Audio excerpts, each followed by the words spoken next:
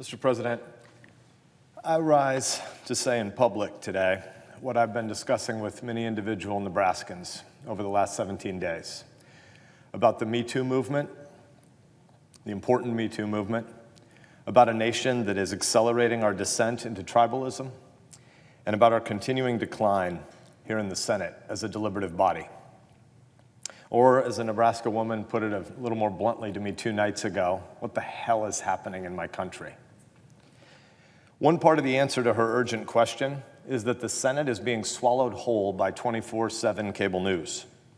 And that inclination, that temptation, probably just can't be reconciled with being a great deliberative body. Doing reality TV and wrestling with big, hard, complicated, long-term problems are just fundamentally different things. I'm not here tonight to talk about the Supreme Court confirmation votes that we will probably be taking this weekend. I am here to talk about the nasty process we've been navigating over the past 86 days, and about the false choices some people are claiming stand before us, and about where we in the Senate will go next week, next month, and next year after that vote.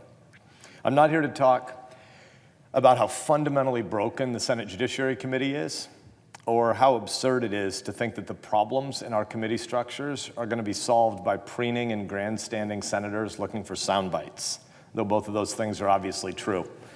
No, I'm here to talk tonight about the false choice that is being repeated hour after hour after hour on television, that this confirmation vote about one vacant seat on the Supreme Court, in that vote, we are somehow going to be making a giant binary choice about the much broader issue of whether we do or don't care about women.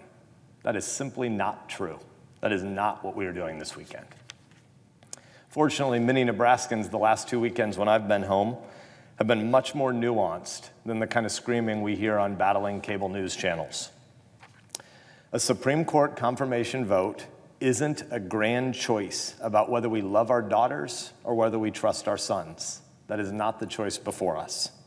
This is a consent decision about one person for one seat.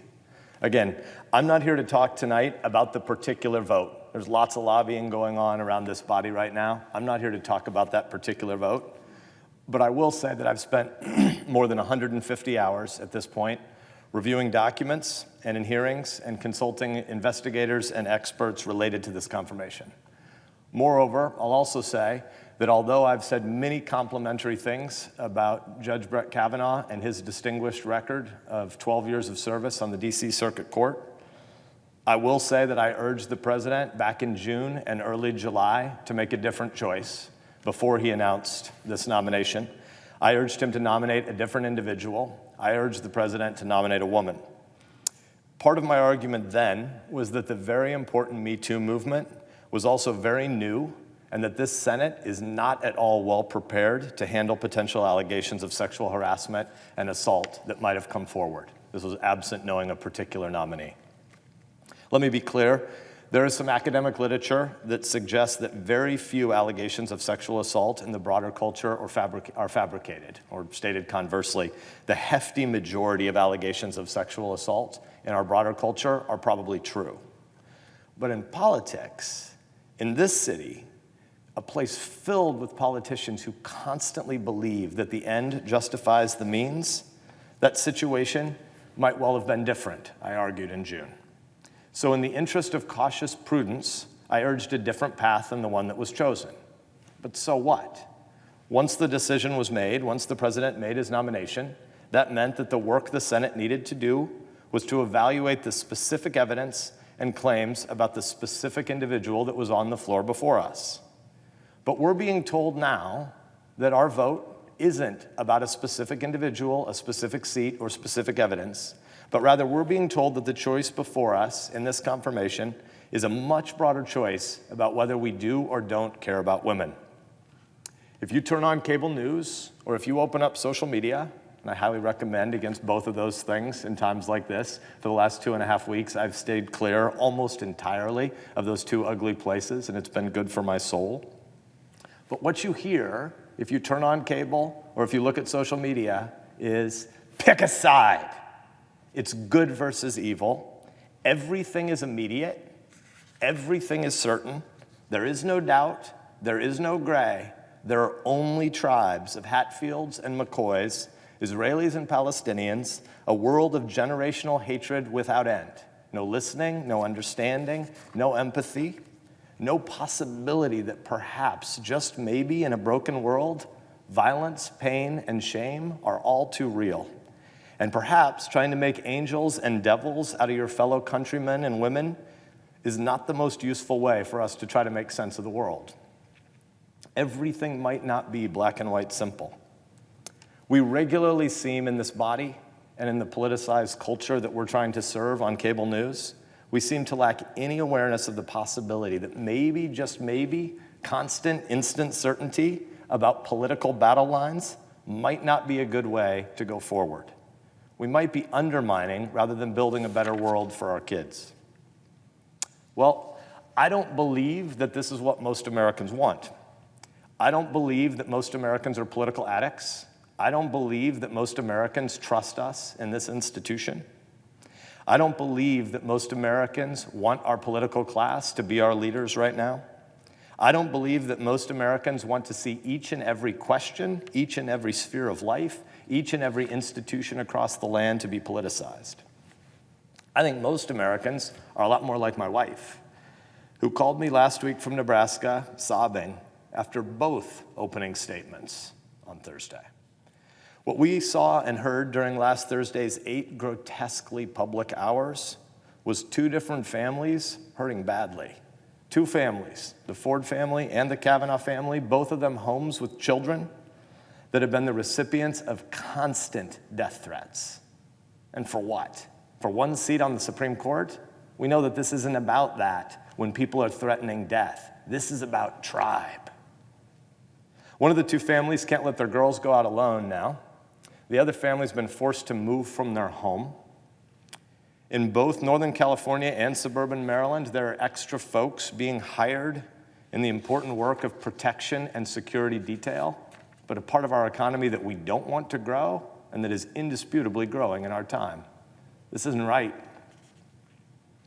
We saw people having to grapple with the brokenness and the sinfulness of a fallen world, but they were not just grappling with it. They were grappling with the nastiness east of Eden, real time on television, as a kind of politainment art.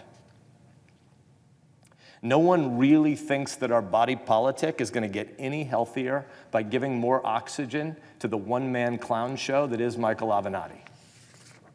But you know what? Not being down with the circus is not the same thing as being indifferent to the complexities of the Me Too movement. I believe that we have a widespread legacy of sexual assault in this country. I believe we don't have much of a shared sexual ethic right now, and we haven't for quite some time, and I think that horrible stuff has happened and continues to happen. I've wept with the victims of sexual assault, and I believe the advocacy group's data that between 1/5 and 1/3 of American women have been sexually assaulted at some point in their lives. And given that most women have many other important women in their lives, a mom and a daughter, sisters, and a couple of close friends, it means that the overwhelming majority of American women have been deeply affected, deeply hurt by the tragedy of sexual violence. I've had 2 dear, dear friends who've been raped, and it is an act from the pit of hell. People, men and women, are created in the image of God, imago Dei, we say in Christianity. Sexuality is a deep and precious gift. It is an intimacy, it is a oneness that is to be shared and given, never taken. Sex is big, not small, and you don't get to decide it for someone else. The Me Too movement is a complicated movement, but it has been a very good thing. Far too often, many girls and women have been told that they're meat. They've been told this in word and in deed, that they're parts to be consumed, rather than God's children, to be cherished and respected and partnered with. Caitlin Flanagan of The Atlantic, one of the most profound writers on sexuality in our time, wrote recently about a horrible experience she endured during her senior year of high school on Long Island. She was the victim of an attempted date rape, and she contemplated suicide in its aftermath. She struggled in school, and she doubted her worth and value. After she struggled against this boy trying to violently force himself on her for many scary minutes, he finally gave up and just decided to restart the car. They drove away from that deserted beach in silence. Listen to her words. She writes, quote, "I told no one. In my mind, this was not an example of male aggression used against a girl to extract sex from her. In my mind, this was an example of how undesirable I was. This was the proof that I was not the kind of girl you took to parties. I was not the kind of girl you wanted to get to know. I was the kind of girl you took to a deserted parking lot and tried to make give you sex. Telling someone would not be revealing what he had done. It would be revealing how deserving I was of that kind of treatment." Close quote. Hear what she's saying here. This precious young girl was hearing in her sexual assault that there must be something wrong with her, that she's the kind of girl only worth being groped. She's not worth being taken to dinner or engaged in conversation as if she has a mind. If that doesn't make you cry, there's something wrong with you.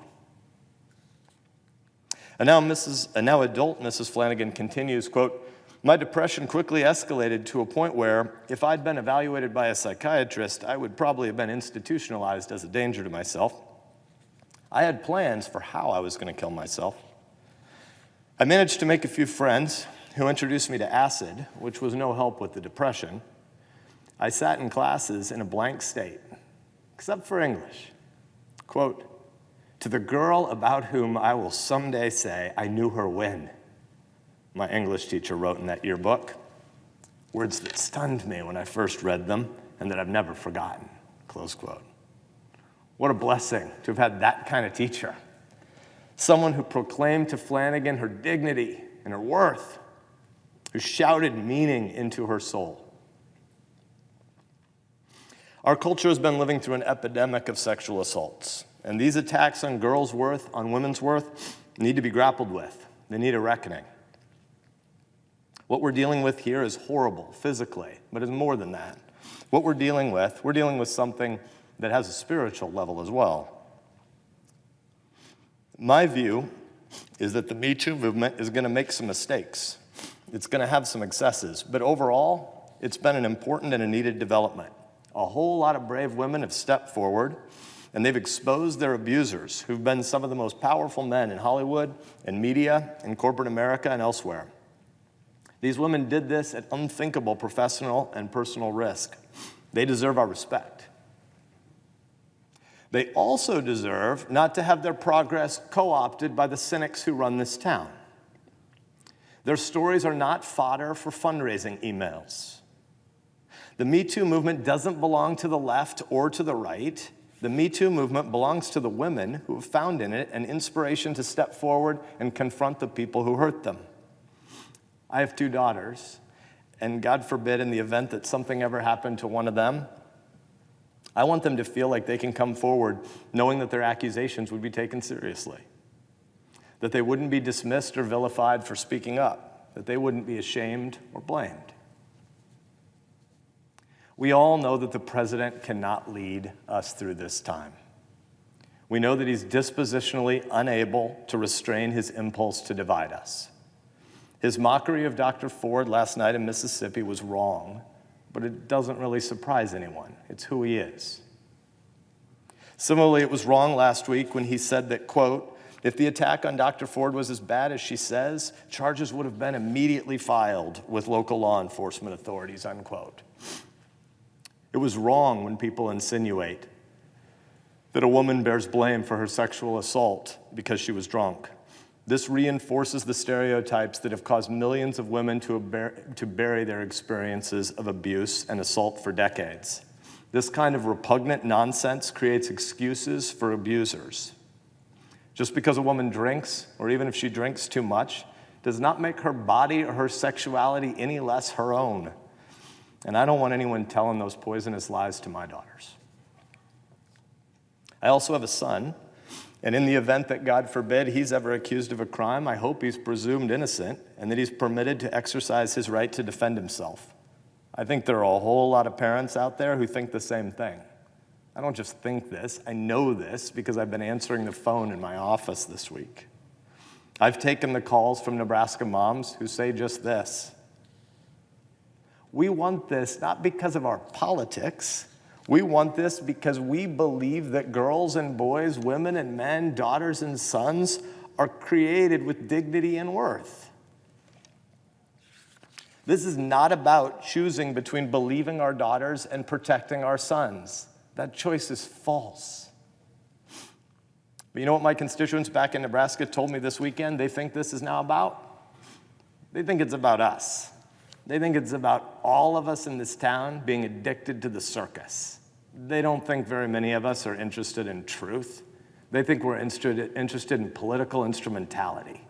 They think we're interested in exploiting differences and divisions in America because we're addicted to short-term power in a city that isn't worthy of much respect. In closing, let me read you one more note from another Nebraska woman this week. Quote, I was angry at yesterday's hearing. This came in last Friday, actually. Angry that something as important as a conversation about the victimization of a woman at the hands of a man became just another move in the game of partisan chess. But I was also deeply troubled. Troubled that the painful memories shared by Dr. Ford in that hearing, troubled by the painful memories it evoked in women across the country who have suffered sexual violence, troubled by the fact that this violence comes at the hands of men. I'm deeply saddened by this violence committed at the hands of men. I just can't comprehend it. I weep for our sons and for our daughters that this exists in our fallen world. And to those victims for whom yesterday's hearing brought fresh pain, I'm so sorry that a political circus opened these wounds anew. I'm sorry that this abomination of humanity was ever experienced at all. She continues, Senator, I want you to vote to confirm Brett Kavanaugh, but I also worry that the vote might be heard as a reflection of the validity on other women's experiences. I worry that pundits are going to tell women that. I'm tired of women's stories just being used for politicians' ends. I'm tired of women being used and discarded. Women's pain isn't just supposed to be a political football, close quote. She's obviously right. The Me Too movement doesn't belong to politicians. The Me Too movement has elevated our consciousness and our awareness of sexual assault and sexual violence against women.